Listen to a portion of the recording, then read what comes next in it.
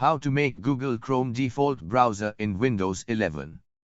Hello and welcome back to DigiLive Trends. In this video I'm going to show you how to make Google Chrome default browser in Windows 11. Let's go ahead and jump straight into the video. On your system, left-click on the Windows icon. A menu will appear. Click on Settings. Now in the Settings, on the left side panel click on Apps. A new window will appear. Click on the Default Apps option.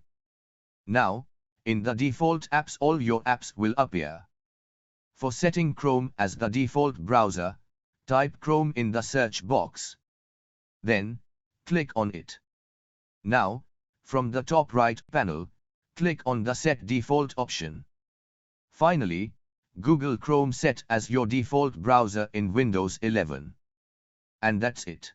So guys, if you enjoyed this video, please hit like and subscribe to our channel. Thank you for watching. See you soon in the next one. Take care. Bye bye.